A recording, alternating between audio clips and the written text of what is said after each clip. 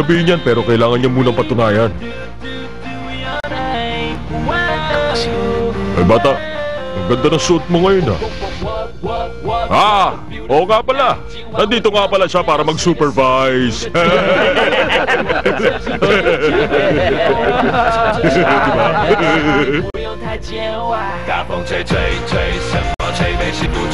Ay bata, gumamit ka ba ng ruler nung nagsusukat ka? Hindi pantay-pantay. Kuya, hayaan nyo. Ayusin namin, tapos gagalingan pa namin. Ikaw. Diba? Kaya mo yan. JB, yun muna. Okay? Oy, boss, sakay nakatingin. Pasensya na.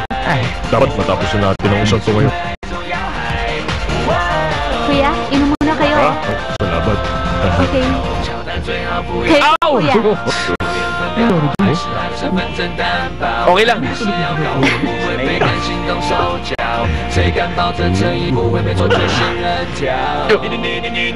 Teka lang bata. Kulang pa yan. Marami pa dito. Isama mo bro. Magdaan lang, di ba? Teka lang bata. Kulang pa yan. Marami pa. Sige na, akin yan. Teka, JB.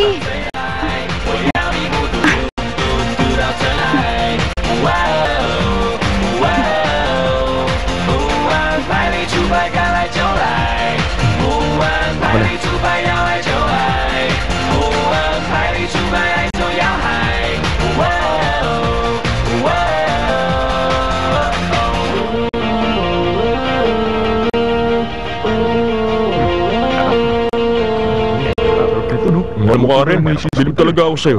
Ngayon ko lang yata nakita si Javison na pinagpapawisan. Paano mo ba siya nakumbinsi? Siguro. Ako kasi ngayon ang pinaka-importante niyong tadyang. Tadyang? Eto na yung sabaw. Alam ko naman pagod na kayo, kaya nagluto ako ng chicken soup. Bilis mo nga na. Uy, pahingin naman ako dyan. Oo naman, mahal. Ito sa'yo. Gusto natin.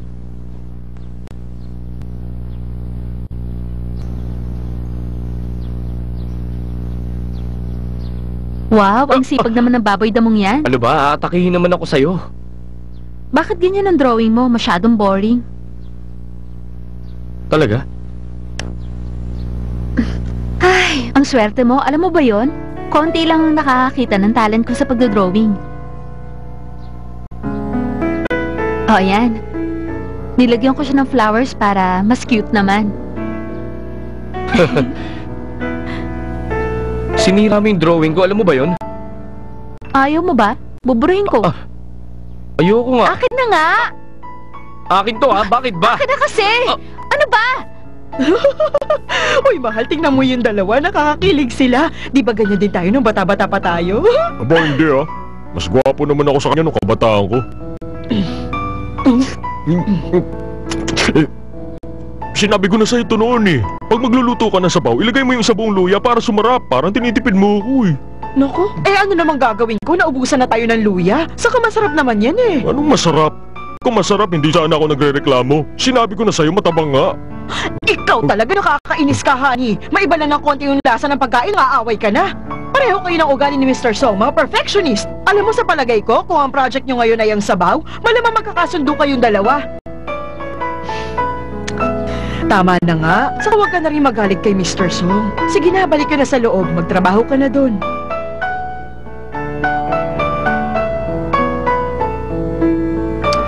Ayoko sa lahat yung tinitipid sa materyales Alam mo, Mr. Song, nag-isip ako kanina at gusto kong sabihin na... May nakita akong problema Mali itong ginawa nyo, binawasan nyo ng suporta. Pwede mag-collapse to anytime Ano ka ba, JV? Tumahimik ka nga lang mo. Dapat kasi, ang tahanan na maging pinakaligtas na lugar. Pero ang ginawa nyo, parang bombang pwedeng sumabog anytime. Paano na lang pag na-aksidente yung mga nakatira Please, dito? JV, tumahimik ka na. Siguro dahil hindi mo naman to bahay. Kaya wala ka ng pakialam, tama? Kuya, nagbibiro lang po si JV. Oo nga, tama siya. Tama. Lumabas na kayo! Kuya. Labas na sabi! Pero kuya... Labas na, bilis! Pero labas mesa! Labas sabi! Huwag mo ako itulak! Ano tinitingin-tingin nyo? Trabaho na! Opo, sir, hindi ka nakatintindi niyo. JV naman.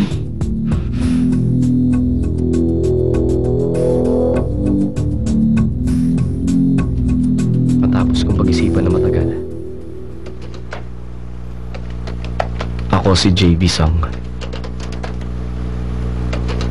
Ay nakapag-desisyon na mag-resign na mula sa AWIA. Nalaman ko na hindi ako nababagay na magpatuloy pa bilang isang interior designer. Resignation effective immediately.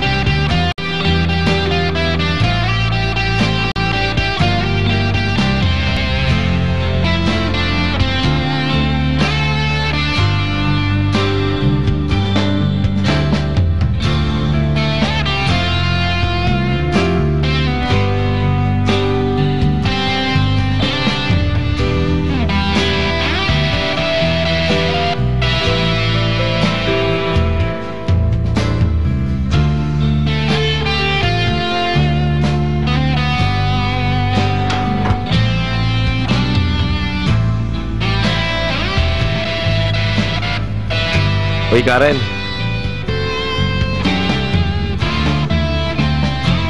Karen?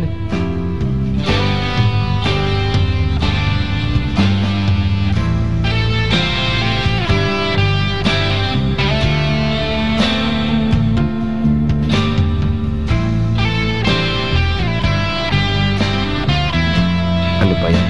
Galit pa rin ba siya sa akin?